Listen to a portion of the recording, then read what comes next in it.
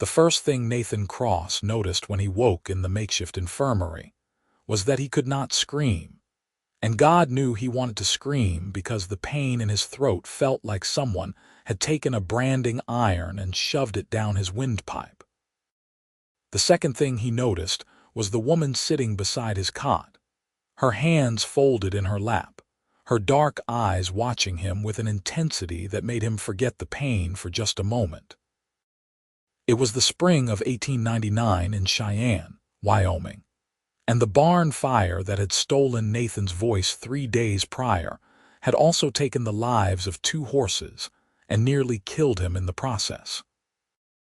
He had been trying to save the animals when a support beam collapsed, trapping him in a pocket of smoke so thick he could not see his own hands. By the time they pulled him out, his lungs were scorched and his vocal cords damaged beyond what the local doctor could fix.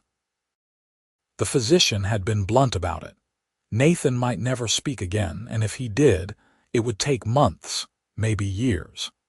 Nathan tried to sit up, his hand going to his throat, and the woman immediately stood, reaching for a pitcher of water on the small table beside the bed.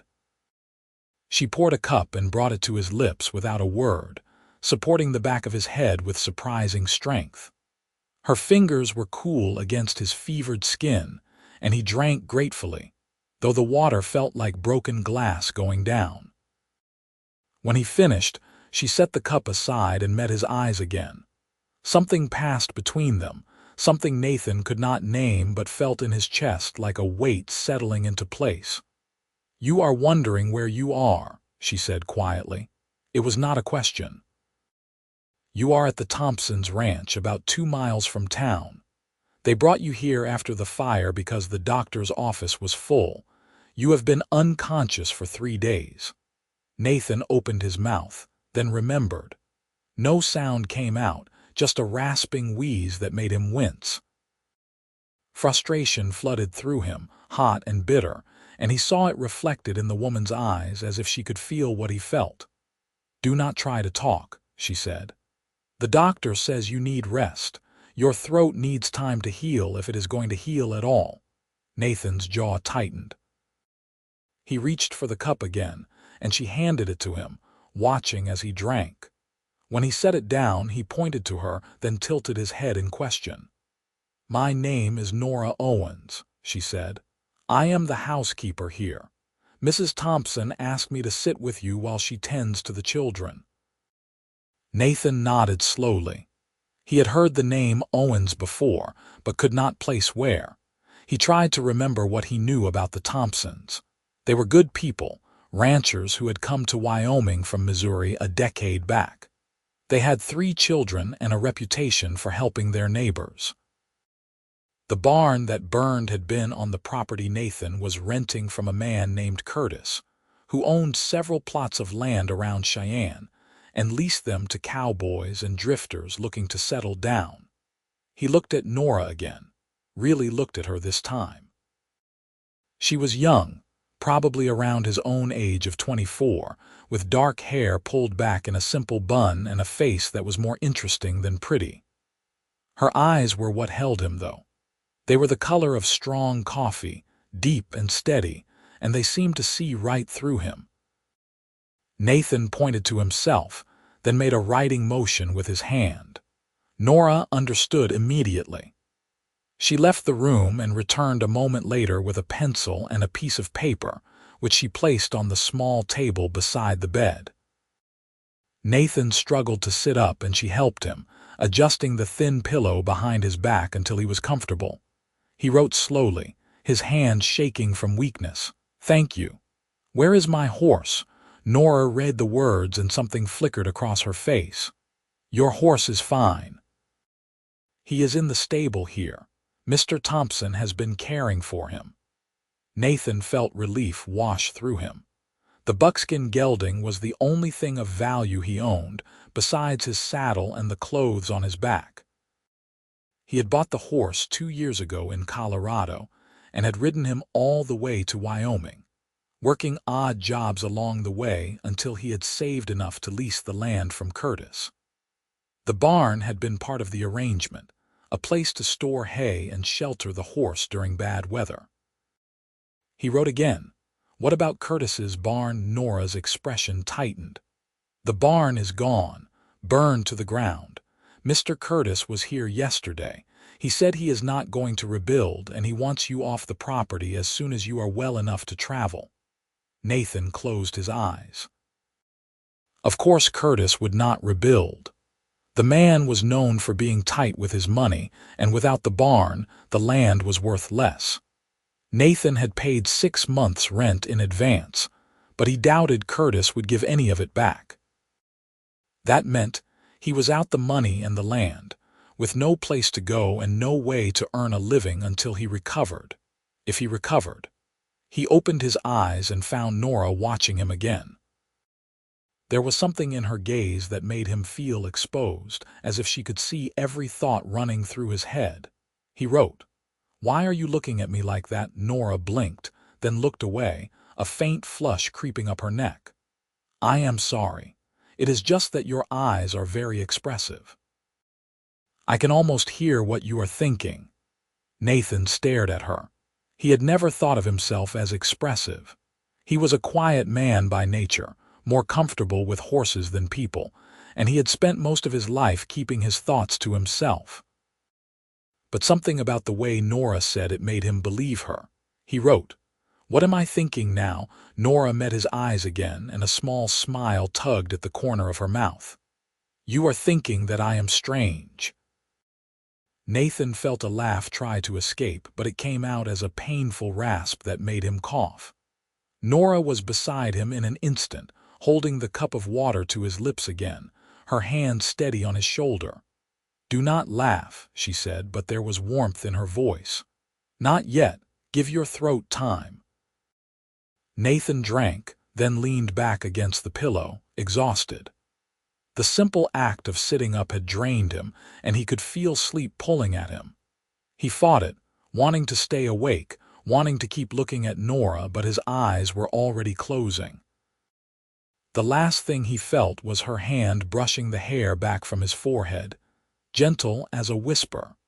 Over the next week, Nathan grew stronger, though his voice did not return. He could manage a hoarse whisper if he pushed, but it hurt too much to try, so he relied on the paper and pencil Nora brought him. She came to sit with him every day, sometimes for hours, and they developed a strange, silent conversation that felt more intimate than anything Nathan had ever experienced. Nora would talk, telling him about her life, and Nathan would write his responses. He learned that she was 23, that she had come to Wyoming from Ohio 3 years ago after her parents died of influenza. She had no siblings, no family left at all, and she had taken the job with the Thompsons because she needed a place to live and work. She sent most of her wages to a church in Ohio that had helped her family when they were sick, a debt she felt she could never fully repay. Nathan told her about his own life, writing in short, careful sentences. He had grown up in Texas, the son of a ranch hand who drank too much and a mother who died when Nathan was 10. He had left home at 16, tired of his father's fists, and had spent the next 8 years drifting from town to town, working as a cowboy, a stable hand, a ranch worker. He had come to Wyoming because he heard there was good land to be had, and he wanted to settle down, to build something of his own. The barn fire had destroyed that dream before it even began. "You can rebuild," Nora said one afternoon, sitting in the chair beside his bed. "Not on Curtis's land, maybe, but somewhere else. You are young and strong, you will find a way." Nathan shook his head and wrote, "Without money, without a voice, who will hire me?" Nora read the words and her expression grew fierce. "Plenty of people. You do not need a voice to work with horses. You do not need a voice to mend fences or plow fields. And you have something more valuable than a voice, Nathan Cross. You have determination. I can see it in your eyes." Nathan looked at her, and something in his chest tightened. He had never met anyone like Nora Owens. She was blunt and direct, but there was a kindness in her that ran deep, a belief in people that seemed unshakable. She made him want to be the man she thought he was. He wrote, "You barely know me." "I know enough," Nora said. "I know you ran into a burning barn to save horses that were not even yours. I know you have been polite and patient even though you are in pain. I know you do not feel sorry for yourself, even though you have every right to. That tells me everything I need to know." Nathan felt heat rise to his face. He was not used to being seen like this, to being understood. It was unsettling and comforting all at once. He wrote, "Thank you." Nora smiled, a real smile this time, and it transformed her face. "You are welcome." By the end of the second week, Nathan was well enough to leave the bed and walk around the Thompsons' ranch. His legs were weak and his balance was off, but he was determined to rebuild his strength. Nora walked with him, her hand ready to steady him if he stumbled, though he tried not to let that happen. He had his pride, even if he had little else. The ranch was a modest spread with a main house, a barn, a chicken coop, and a few corrals. The Thompsons ran cattle and grew hay, and they had a reputation for treating their workers fairly. Nathan had met Mr. Thompson briefly, a quiet man with calloused hands and a steady gaze, and Mrs. Thompson, a round-faced woman with a warm smile and a brisk manner. Their children were young, ranging from 5 to 12, and they watched Nathan with wide eyes whenever he appeared. One afternoon, Nathan made his way to the stable to check on his horse. The buckskin greeted him with a soft nicker, and Nathan felt a wave of relief. He ran his hands over the gelding's legs and body, checking for any injuries, but the horse was in good condition. Someone had been taking excellent care of him. "That would be me," a voice said from behind him. Nathan turned to see a boy of about 14 standing in the doorway of the stable. He had Mr. Thompson's eyes and Mrs. Thompson's smile, and he held a pitchfork in one hand. "I am Samuel Thompson," the boy said. "I have been feeding your horse and making sure he gets exercise. He is a good horse, strong and calm." Nathan nodded and pulled out the paper and pencil he now carried everywhere. He wrote, "Thank you, I appreciate it." Samuel read the note and grinned. "Miss Owens told us you cannot talk. She said you are learning a new way to communicate. I think that is interesting." Nathan raised an eyebrow and wrote, "Interesting? Sure," Samuel said. "Most people talk too much anyway. Maybe if more people were quiet, they would think before they spoke." Nathan felt that almost laugh again, and he smiled instead. Samuel reminded him of himself at that age, curious and a bit too smart for his own good. He wrote, "How old are you?" 14, Samuel said. "Old enough to do a man's work, but not old enough to be paid like a man, according to my father." Nathan wrote, "That sounds about right." Samuel laughed and set the pitchfork aside.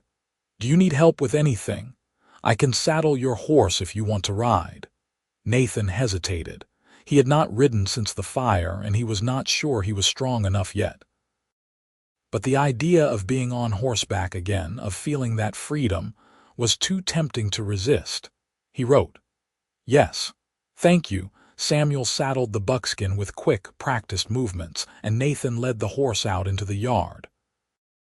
Nora was there, hanging laundry on a line, and she stopped when she saw him. "You are not seriously thinking of riding," she said, her hands on her hips. Nathan wrote, "Just a short ride. I need to know I can still do it." Nora frowned. "You can barely walk without getting winded." "What happens if you fall?" Nathan met her eyes and wrote, "You will pick me up." Nora stared at him, and then, to his surprise, she laughed. It was a bright, clear sound, and it made something in Nathan's chest loosen. "You are impossible," she said, but there was no anger in her voice. "Fine. But I am coming with you. Samuel, saddle another horse." Samuel grinned and hurried back into the stable. A few minutes later he emerged with a chestnut mare, already saddled. Nora took the reins and swung up into the saddle with an ease that surprised Nathan. She saw his expression and smiled. "I grew up on a farm," she said. "I have been riding since I was 5. Nathan nodded and pulled himself onto the buckskin, gritting his teeth against the pain in his ribs. The world tilted for a moment, but he gripped the saddle horn and steadied himself. The horse stood still, patient as always, and Nathan felt a surge of gratitude for the animal's calm temperament. They rode out slowly, keeping to the dirt road that led away from the ranch. The afternoon sun was warm on Nathan's face, and the smell of sagebrush and grass filled his lungs. It hurt to breathe deeply, but he did it anyway, savoring the sensation of being alive and outside and moving. Nora rode beside him, her eyes on the horizon. "This is beautiful country," she said. "I did not appreciate it when I first came here. I was too busy missing Ohio, missing my parents. But now I see it for what it is, wide open and full of possibilities." Nathan glanced at her and she turned to meet his gaze. "You see it too," she said. "Do not you? That is why you came here, to find a place where you could start over." Nathan nodded. He pulled the paper from his pocket and balanced it on the saddle horn, writing awkwardly, "I still want that. I just do not know how to get it now." Nora read the words and looked ahead again. "Then we will figure it out together." Nathan stared at her. "We." She had said we, as if his problems were her problems, as if his future was somehow tied to hers. He did not know what to make of that, but the warmth in his chest told him he liked it. They rode for another 20 minutes before Nathan's strength gave out. He pulled the buckskin to a stop and leaned forward, bracing his hands on the saddle horn. Nora was beside him immediately, her hand on his back. "That is enough for today," she said. "Let us go back." Nathan nodded, too tired to argue. They turned the horses and rode back to the ranch in silence. But it was a comfortable silence, the kind that comes when two people understand each other without needing to speak. That night, Nathan lay in bed and stared at the ceiling, thinking about Nora. He had known her for only 2 weeks, but it felt like longer. She had a way of making him feel seen, of making him feel like he mattered. And the way she looked at him, the way she seemed to know what he was thinking just by looking into his eyes, was something he had never experienced before. He did not know what it meant, but he knew he did not want it to end. The next morning, Mr. Thompson came to see Nathan. He was a man of few words, but his presence was solid and reassuring. He pulled up a chair and sat down, his hat in his hands. "I have been thinking," Mr. Thompson said. "You are a good worker from what I have heard, and you know horses. I could use another hand around here, especially with the spring calving coming up. The pay is not much, but it includes room and board. You can stay in the bunkhouse with Samuel. He would like the company, I think." Nathan felt hope flare in his chest. He grabbed the paper and pencil and wrote, "I cannot talk." "Does that matter?" Mr. Thompson read the note and shook his head. "Not to me. I care about what a man can do, not what he can say. Besides, Nora tells me you are learning to communicate just fine without words." Nathan wrote, "She is right." Mr. Thompson smiled, a rare expression on his weathered face. "She usually is, so what do you say? Do you want the job?" Nathan did not hesitate. He wrote, "Yes, thank you." "Good," Mr. Thompson said, standing. "You can start when you are feeling up to it. No rush. We will wait." After Mr. Thompson left, Nathan sat alone in the room, feeling something he had not felt in a long time: gratitude. He had a job, a place to stay, and a reason to keep going. And he had Nora, whatever that meant. Speaking of Nora, she appeared in the doorway a few minutes later, a tray of food in her hands. She set it on the table beside the bed and looked at him. "I heard," she said. "Mr. Thompson told me he offered you a job. I am glad you said yes." Nathan wrote, "Did you have anything to do with that?" Nora's cheeks flushed and she looked away. I may have mentioned that you were a hard worker and that you had nowhere else to go, but the decision was his. Nathan wrote, "Thank you." "You do not need to keep thanking me," Nora said, but her voice was soft. "I am just doing what anyone would do." Nathan shook his head and wrote, "No, you are doing what you would do. Most people would not care." Nora met his eyes, and for a moment neither of them moved. The air between them felt charged, heavy with something unspoken. Then Nora looked away and busied herself with the tray of food. "Eat," she said. "You need to keep your strength up." Nathan ate, and Nora sat with him, talking about the ranch and the work that needed to be done. She told him about the cattle and the chickens and the garden she was trying to grow behind the house. She talked about Mrs. Thompson's plans to expand the ranch and Mr. Thompson's quiet determination to make it happen. She talked about Samuel and his younger siblings, about their laughter and their energy, and the way they kept the house feeling alive. Nathan listened, or rather, he watched. He watched the way Nora's hands moved when she talked, the way her eyes lit up when she spoke about something she cared about. He watched the way her mouth curved into a smile, and the way her brow furrowed when she was thinking. He memorized every detail, every expression, and he felt something growing inside him that he could not name but could not deny. He was falling in love with her. He knew it as surely as he knew his own name.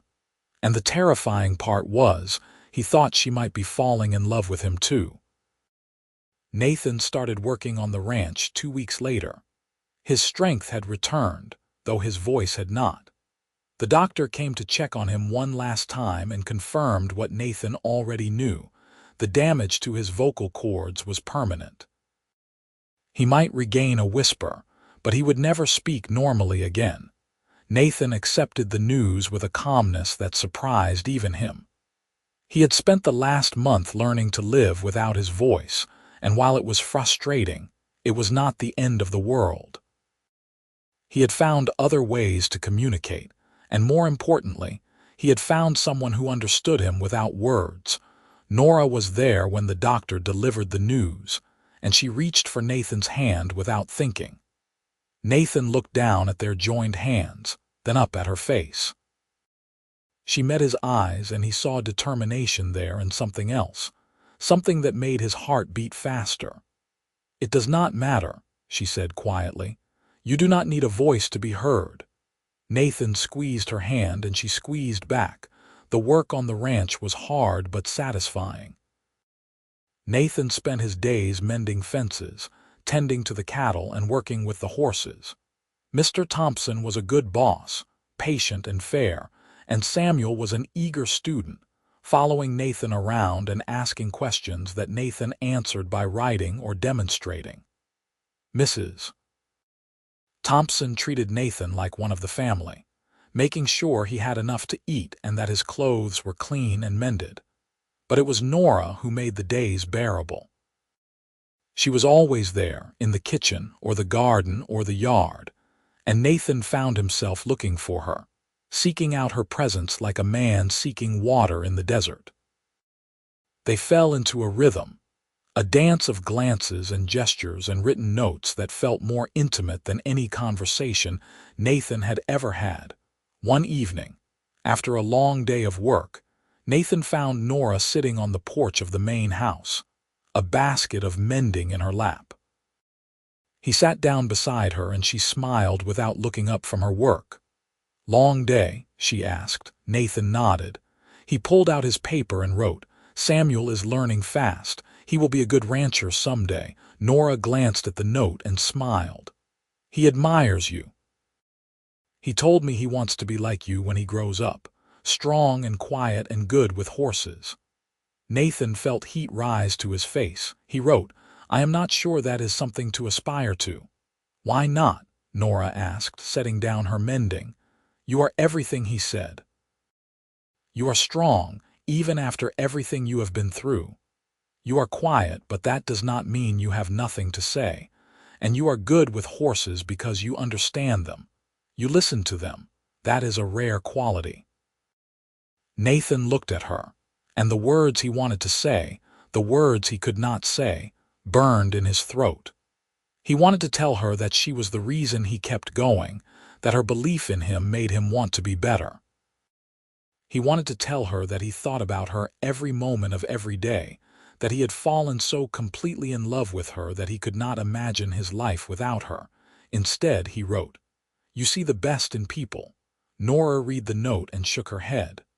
"No, I just see people as they are. And you, Nathan Cross, are a good man." Nathan held her gaze, and the world seemed to narrow until there was nothing but the two of them, sitting on the porch in the fading light. He reached for her hand and she let him take it, her fingers curling around his. "Nathan," she said softly, and there was a question in her voice, a hope that matched his own.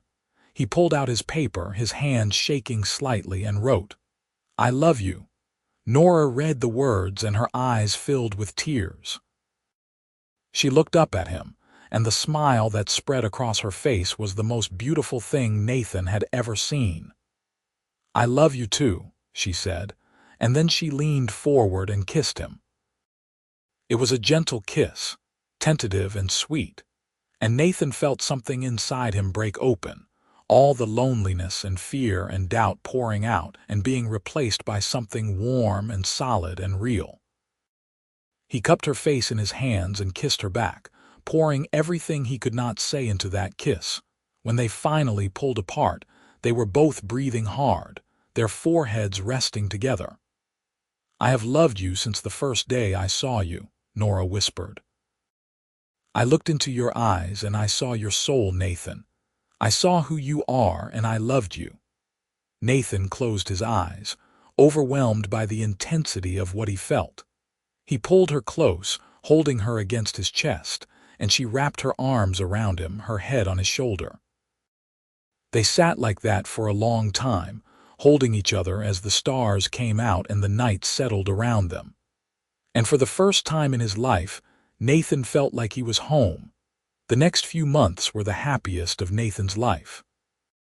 He and Nora kept their relationship quiet at first, but it was impossible to hide the way they looked at each other, the way they sought each other out.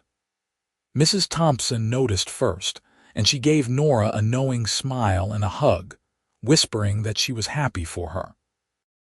Mr. Thompson said nothing, but he shook Nathan's hand one evening and told him he was a lucky man, and Nathan wrote back that he knew. Nathan and Nora spent every spare moment together.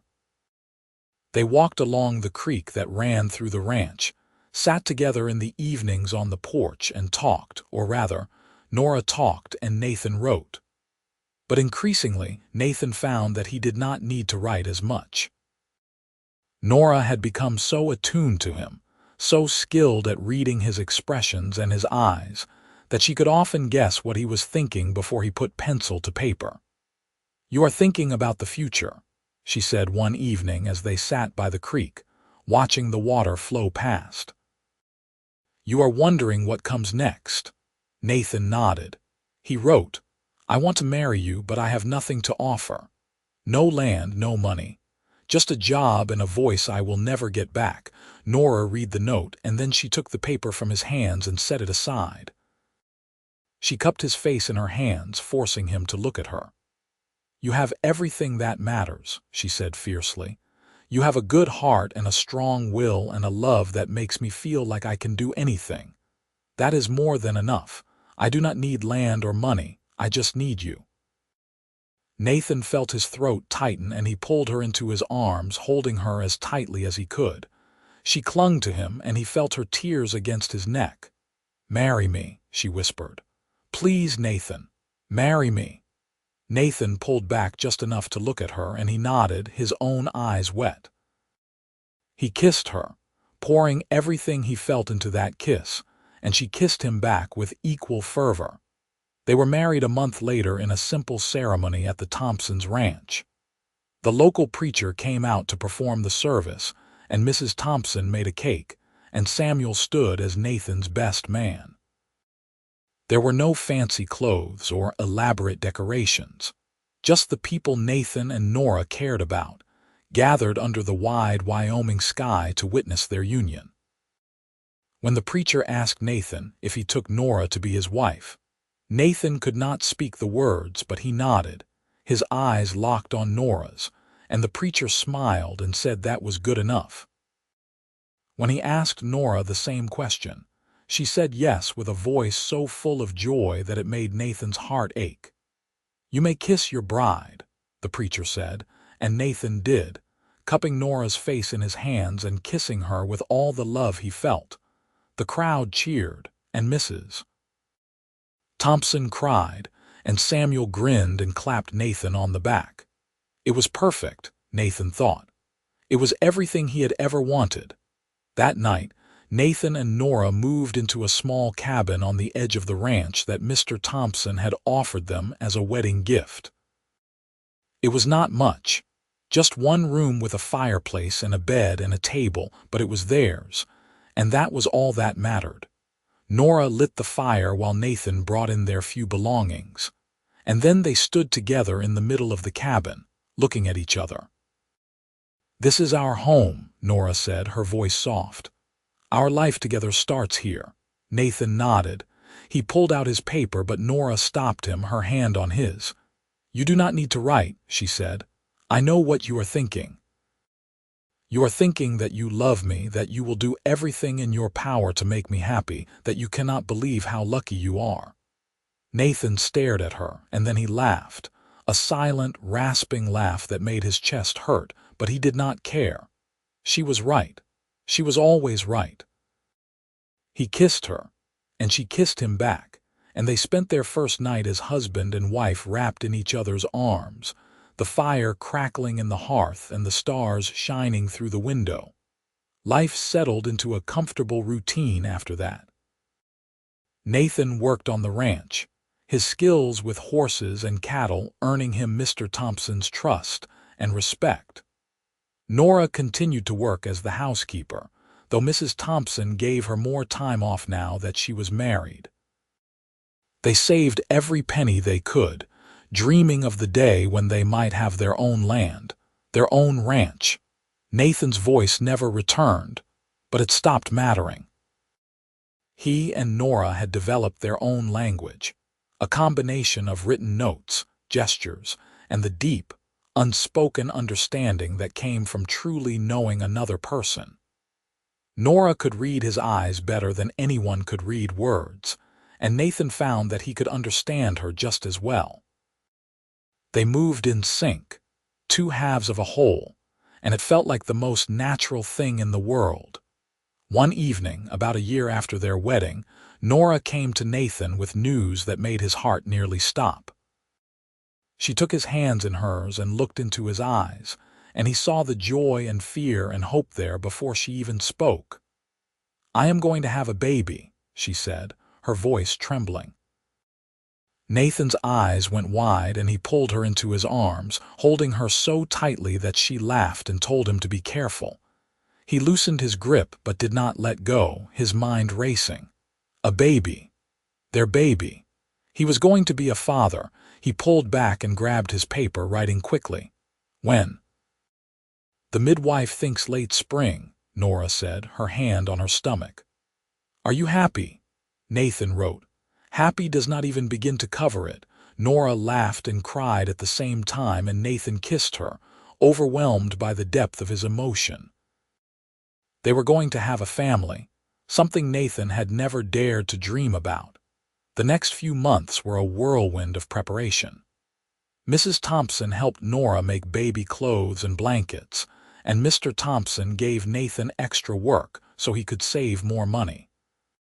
Samuel started building a cradle in the barn, working on it in his spare time, and even the younger Thompson children got involved, drawing pictures for the baby and talking excitedly about becoming big cousins. Nathan watched it all with a sense of wonder. He had spent so much of his life alone, and now he was surrounded by people who cared about him, who had become his family. It was more than he had ever hoped for. Nora blossomed during her pregnancy. She was tired and sometimes sick, but there was a glow about her that made Nathan fall in love with her all over again. He watched her with their baby growing inside her, and he thought she had never been more beautiful. One night as they lay in bed together, Nora took Nathan's hand and placed it on her stomach. Nathan felt a flutter beneath his palm and his eyes went wide. "The baby is kicking," Nora said, smiling. "Can you feel it?" Nathan nodded, tears streaming down his face. He had never felt anything so miraculous, so real. This was his child, his and Nora's, and it was alive and growing and real. Nora wiped his tears away with her thumb. "You are going to be a wonderful father," she said. "I know you are worried about not being able to speak, but it does not matter. This child will know you love them because you will show them every single day. That is what matters." Nathan nodded, his throat too tight to even attempt a whisper. He kissed Nora's hand, then her stomach, then her lips, and she held him close as they fell asleep. The baby came in May, on a warm afternoon when the ranch was green with new grass and the cattle were grazing peacefully in the pastures. Nathan was out mending a fence when Samuel came running, his face flushed. "It is time," Samuel said, breathless. "Nora is in labor. The midwife is with her." Nathan dropped his tools and ran, his heart pounding. He reached the cabin to find Mrs. Thompson standing outside, and she smiled when she saw him. "She is doing fine," Mrs. Thompson said, her hand on his arm. "The midwife says it should not be much longer. You can go in, but you have to stay calm. She needs you to be strong." Nathan nodded and stepped inside. The cabin was warm, the fire burning in the hearth, and Nora was on the bed, her face flushed and her hair damp with sweat. The midwife, a sturdy woman named Mrs. Callahan, was beside her, and she looked up when Nathan entered. "There you are," Mrs. Callahan said. "Come hold your wife's hand. She has been asking for you." Nathan crossed to the bed and took Nora's hand. She gripped it tightly, her eyes finding his. "I am scared," she whispered. Nathan squeezed her hand and leaned down, pressing his forehead to hers. He wished he could tell her it would be all right, that she was strong and brave and that he was there with her. Instead, he poured all of that into his eyes, into the way he held her, and Nora seemed to understand. "I know," she said, her voice steadying. "I know you are here. That is all I need." The next hour was the longest of Nathan's life. He stayed by Nora's side, holding her hand and wiping her forehead with a damp cloth, while Mrs. Callahan guided her through the labor. Nora cried out in pain, and Nathan felt every cry like a knife to his heart, but he stayed strong, stayed steady, because that was what she needed. And then, finally, there was a new sound in the cabin, the thin, wailing cry of a baby. "It is a boy, Mrs. Callahan said, holding up the tiny, squirming infant. "A healthy boy." Nathan felt his knees go weak. A boy. He had a son. Mrs. Callahan cleaned the baby quickly, then wrapped him in a blanket and placed him in Nora's arms. Nora looked down at the baby and her face transformed, all the pain and exhaustion replaced by pure, radiant joy. "Nathan," she whispered. "Look at him. Look at our son." Nathan looked and his breath caught. The baby was tiny, with a shock of dark hair and eyes that were already trying to focus. His little fists waved in the air, and he let out another cry, and Nathan thought he had never seen anything so perfect. Nora looked up at Nathan, tears streaming down her face. "You want to hold him?" Nathan nodded, and Nora carefully placed the baby in his arms. Nathan held his son, feeling the weight of him, the warmth, and he was overwhelmed. This was his child, his and Nora's, a piece of both of them made real. The baby stopped crying and looked up at Nathan, and Nathan looked back, and something passed between them, something that did not need words. Nathan felt a love so fierce it nearly brought him to his knees, a determination to protect this child, to give him everything Nathan had never had. Nora watched them, her hand on Nathan's arm. "What should we name him?" Nathan had been thinking about this for months. He carefully shifted the baby into one arm and pulled out his paper, writing with his free hand, "Nathaniel, after my mother." Her maiden name. Nora read the note and smiled. "Nathaniel Cross, I love it." Nathan looked down at his son, at Nathaniel, and he smiled. He had lost his voice, but he had gained everything that mattered. He had Nora, he had his son, and he had a family. And that was more than enough. The years that followed were full and rich. Nathaniel grew into a bright, curious boy who followed his father everywhere, learning to ride and work with horses before he could even read.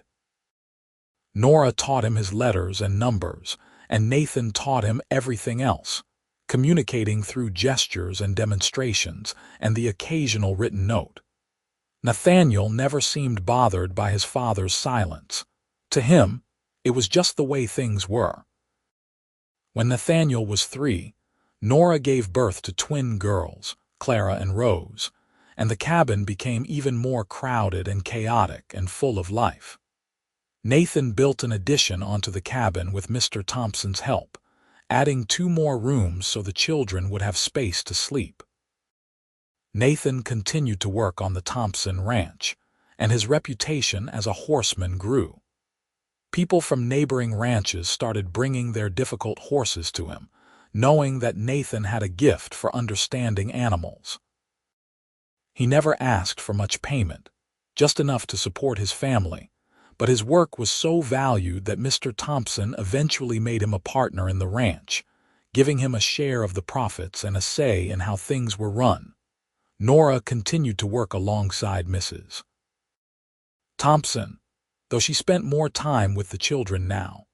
She was a devoted mother, patient and loving, and Nathan often found himself watching her with their children, amazed by her strength and grace. One evening, when Nathaniel was 7 and the twins were 4, the family sat together on the porch of their cabin, watching the sun set over the ranch. The children were playing in the yard, their laughter carrying on the breeze, and Nora sat beside Nathan, her hand in his. "Do you ever think about the barn fire?" Nora asked quietly. Nathan looked at her, surprised. They did not talk about it much anymore. It felt like a lifetime ago, a different world. He pulled out his paper and wrote, "Sometimes." "Why, I was just thinking," Nora said, her eyes on the horizon. "If the fire had not happened, we might never have met. You would have been on Curtis's land and I would have been here, and our paths might never have crossed." Nathan thought about that. She was right. The fire had taken his voice, but it had also brought him to the Thompsons' ranch, to Nora, to this life. He would not wish the pain and loss on anyone, but he could not regret where it had led him. He wrote, "I would go through it again if it meant finding you." Nora read the note and her eyes filled with tears. She leaned her head on his shoulder and Nathan wrapped his arm around her. "I love you," she whispered. "I love you so much, Nathan Cross." Nathan kissed the top of her head, wishing he could say the words back. But Nora did not need to hear them. She knew. She had always known. As the years passed, the Thompson ranch prospered, and so did Nathan's family. Nathaniel grew into a tall, strong young man with his father's quiet strength and his mother's warmth. The twins, Clara and Rose, were inseparable, 2 halves of a whole, and they brought laughter and light into every room they entered. Nathan and Nora added 1 more child to their family when Nathan was 32, a boy they named Thomas, and he was the baby of the family, spoiled by his older siblings and adored by his parents. Nathan's voice never returned, but he found that he did not miss it. He had learned to communicate in other ways, and the people he loved understood him perfectly. He had a language with Nora that went beyond words, a connection so deep that they often knew what the other was thinking without any communication at all. When Nathaniel turned 18, he announced that he wanted to stay on the ranch and work with his father. Nathan was both proud and humbled, and he wrote a long note to his son, telling him how much it meant to have him by his side. Nathaniel read the note, then hugged his father tightly. "I want to be like you, Dad," Nathaniel said. "You have taught me everything that matters. How to work hard, how to treat people with respect, how to love my family. I could not ask for a better teacher." Nathan felt tears sting his eyes, and he held his son close, overwhelmed by gratitude. The twins eventually left the ranch, Clara to become a teacher in town, and Rose to marry a rancher from a neighboring spread. They visited often, bringing their own families, and the cabin that Nathan had built was always full of noise and laughter and love. Thomas, the youngest, had his mother's gift for reading people, and he became a skilled negotiator, helping Mr. Thompson and Nathan broker deals with other ranchers and buyers. He was the bridge between the old ways and the new, and Nathan was proud of the man he had become. As Nathan grew older, his hair graying and his body slowing down, he spent more time reflecting on the life he had built. He had come to Wyoming with nothing, a drifter looking for a fresh start, and he had found everything he never knew he needed. He had a wife who loved him, children who respected him, and a place in the world that felt right. One evening when Nathan was 52, he and Nora sat on the porch of their cabin, watching the sun set. The children were grown and gone, building their own lives, and the cabin was quiet again, just the two of them. Nora took Nathan's hand and looked at him, her eyes still as bright and knowing as they had been the first day they met. "You have any regrets?" she asked. Nathan thought about it. He had lost his voice, lost the dream of owning his own land, lost years of his life to pain and uncertainty. But he had gained so much more. He pulled out his paper, though he rarely needed it anymore, with Nora, and wrote, "Not a single one." Nora smiled, and it was the smile that had captured his heart all those years ago. "Neither do I." Nathan leaned over and kissed her, a kiss that held 40 years of love and partnership and understanding. When they pulled apart, they sat together in the fading light, hand in hand, watching the stars come out. Nathan had lost his voice in a barn fire, but he had found something far more valuable. He had found a woman who could read his eyes and answer every thought, who loved him not in spite of his silence but because of the man he was. He had found a family, a home, a life worth living. And as he sat there with Nora beside him, Nathan knew that he was the luckiest man alive. He had everything he needed, everything that mattered, and he would spend the rest of his days grateful for the fire that had taken his voice but given him the world. The years continued to pass with a gentle rhythm.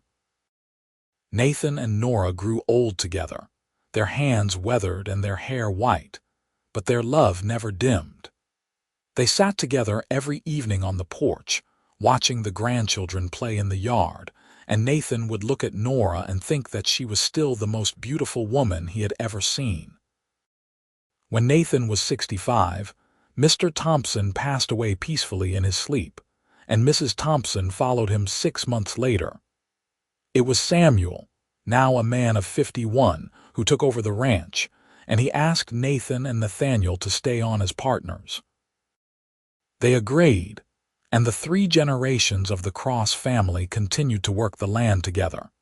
Nathan's hands grew stiff with age, and he could no longer do the hard physical labor he once did, but he still worked with the horses, his touch as gentle and sure as ever. Young horses were brought to him, and he would spend hours with them, teaching them to trust, to listen, to understand. And people would watch in amazement as Nathan communicated with the animals without a single word, his eyes and his body language saying everything that needed to be said. Nora's health began to fail when she was 68. It started with a cough that would not go away, and soon she was too weak to leave the cabin. Nathan stayed by her side, refusing to leave, and their children took turns visiting, bringing the grandchildren to see her. One evening, as the sun set and the room was bathed in golden light, Nora took Nathan's hand and looked at him. "I am not afraid," she said, her voice weak but steady. "I have lived a full life, Nathan. I have loved you and you have loved me, and that is more than most people ever get." Nathan felt tears stream down his face. He wanted to beg her to stay, to fight, to not leave him, but he knew it was selfish. So instead he brought her hand to his lips and kissed it, then held it against his cheek. "You have been the love of my life," Nora whispered. "From the moment I looked into your eyes I knew, and I have never stopped knowing. You have given me everything, Nathan Cross. Everything."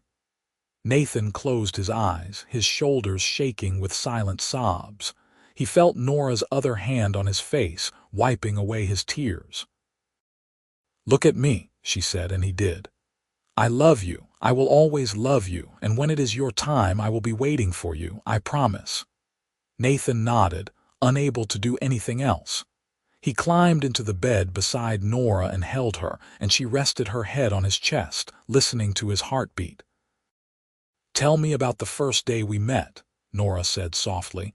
Nathan could not tell her, but he did not need to. They both remembered. The barn fire, the infirmary, the way their eyes had met, and something had passed between them.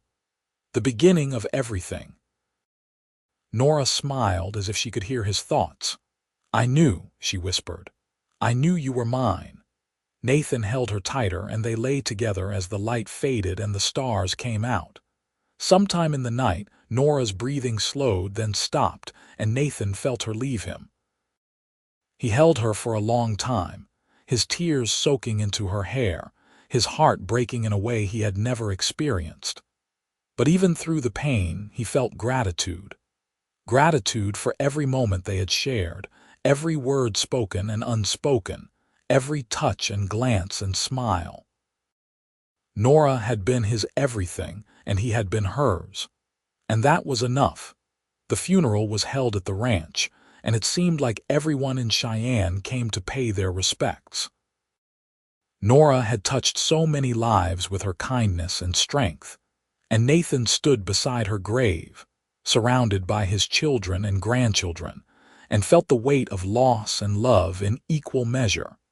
Nathan lived for another 5 years after Nora's death. He continued to work with the horses, though he moved more slowly now, and he spent his evenings on the porch, looking out at the land he had helped build. His children visited often, and his grandchildren would sit with him, listening to stories that Nathaniel would tell on his behalf, translating the notes Nathan wrote into vivid tales of the old days. Nathan never remarried. There was no one who could replace Nora, no one who could read his eyes the way she had. She had been his once-in-a-lifetime love, and he was content to spend his remaining years remembering her. One evening, as the first snow of winter began to fall, Nathan felt a tightness in his chest. He was alone in the cabin, sitting in the chair by the fire, and he knew instinctively that his time had come. He was not afraid. If anything, he felt a sense of peace, a readiness. He thought of Nora, of her promise that she would be waiting for him, and he smiled. Nathaniel found him the next morning, still sitting in the chair, a peaceful expression on his face. And though Nathaniel grieved for his father, he knew that Nathan had lived a full and meaningful life, that he had loved deeply and been loved in return. Nathan Cross was buried beside Nora on a hill overlooking the ranch, and the family gathered to say goodbye. Nathaniel spoke at the funeral, his voice thick with emotion. "My father never spoke a word that I can remember," Nathaniel said, looking out at the assembled crowd. "But he taught me more than anyone I have ever known. He taught me that words are not necessary to communicate love, that strength comes from kindness, and that a life well lived is measured not by what you say, but by what you do." Nathaniel paused, his hand on his father's coffin. "My father lost his voice in a barn fire, but he gained everything that mattered. He gained my mother, who loved him without reservation. He gained a family that adored him. He gained the respect of everyone who knew him, and he gained a life full of purpose and meaning. Nathaniel looked down at the coffin, his eyes wet. "Rest well, Dad. You earned it, and give Mom a hug from all of us." As they lowered Nathan's coffin into the ground beside Nora's, the sun broke through the clouds, bathing the hillside in golden light. And the family stood together, united in their grief and their love, knowing that Nathan and Nora's legacy would live on in them and in the generations to come. The ranch continued to thrive under Nathaniel's care, and the Cross name became synonymous with integrity and hard work. The story of Nathan and Nora was passed down through the generations, a testament to the power of love that transcends words, of two souls who found each other against all odds and built a life together that was nothing short of extraordinary. And on quiet evenings, when the wind blew across the Wyoming plains and the stars came out, the family would gather on the porch and tell stories of Nathan and Nora, of the man who lost his voice but found his heart, and the woman who read his eyes and answered every thought. They were a legend, a love story for the ages, and their memory lived on, a beacon of hope and inspiration for all who heard their tale.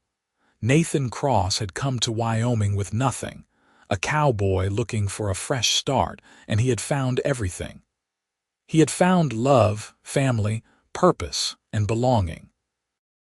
He had lived a life that mattered, not because of what he said, but because of who he was and how he loved.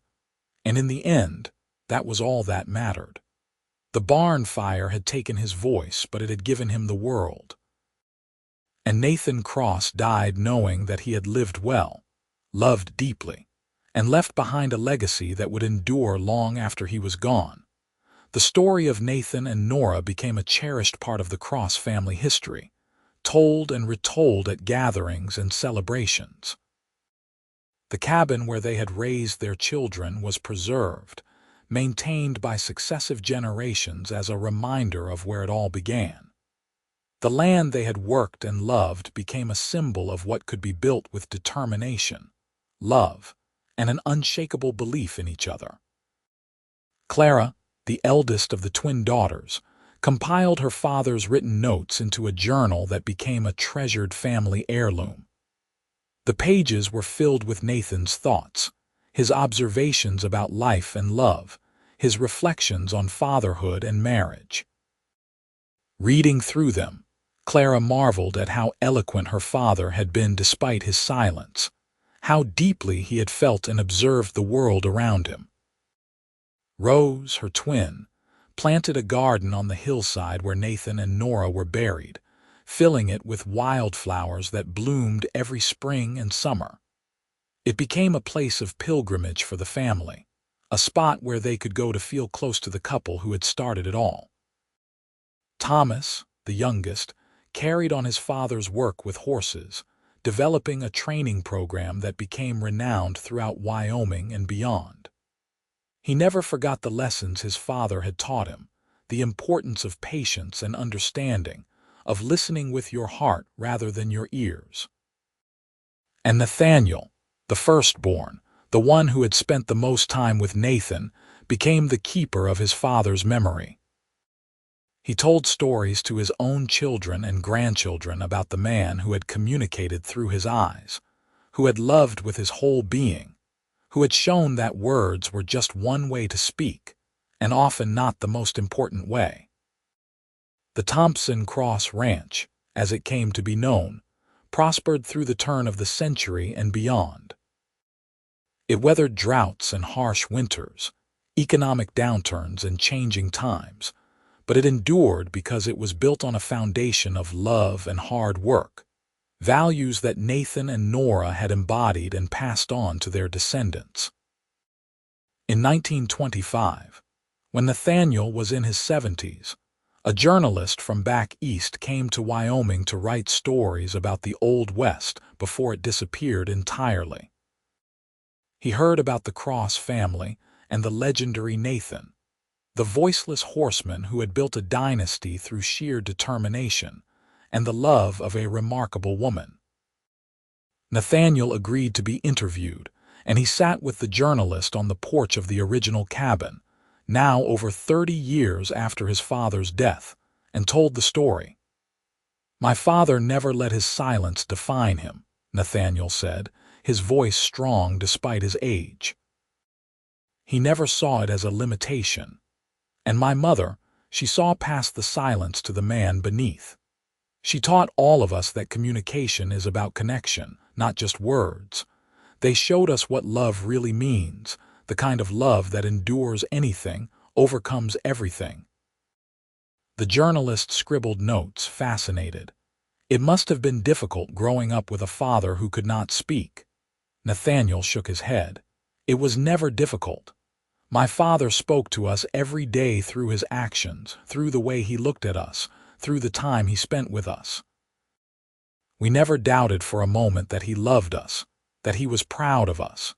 And we learned to listen in ways that most people never do. We learned to pay attention to what was not said, to read the emotions in someone's eyes, to understand that silence can be as powerful as any speech." The journalist's article, when it was published, brought renewed attention to the Cross family story. People from all over wrote letters, moved by the tale of Nathan and Nora, inspired by their love and resilience. Some even made the journey to Wyoming to visit the ranch and see the place where it had all happened. But for the Cross family, it was not about fame or recognition. It was about honoring the legacy of two people who had shown them what really mattered in life.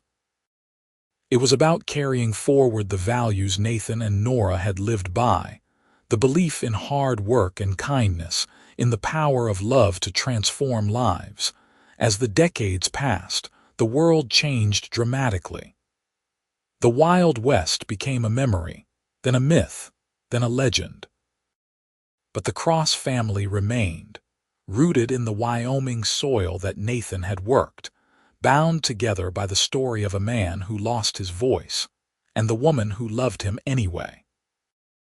And on quiet evenings, when the family gathered on the hillside where Nathan and Nora were buried, they would look out over the land that stretched as far as the eye could see, and they would remember. They would remember the barn fire that had changed everything, the first meeting between two souls destined to be together, the years of building and growing and loving. They would remember the children and grandchildren, the laughter and tears, the joys and sorrows that make up a life well lived. And they would know, with absolute certainty, that Nathan and Nora's love had been real and true and eternal, the kind of love that transcends death and time, that echoes through generations, that proves beyond any doubt that sometimes the most profound things we say are spoken without words at all. The Cross family legacy lived on, a testament to the enduring power of love, the strength of the human spirit, and the truth that real communication comes from the heart, not the voice. Nathan Cross had lost his ability to speak in a barn fire, but he had found something far more valuable. A woman who could read his soul, a family who loved him unconditionally, and a life that proved that sometimes the greatest stories are the ones written in silence. And so the story ends where it began, with a man and a woman whose love was written in their eyes, whose conversation was conducted in glances and touches, and unspoken understanding, whose legacy was not measured in words but in the lives they touched and the family they built. Nathan and Nora Cross lived and loved and left behind a world made better by their presence, and their story became a light for all who came after, a reminder that true love needs no voice, only a heart willing to see and be seen.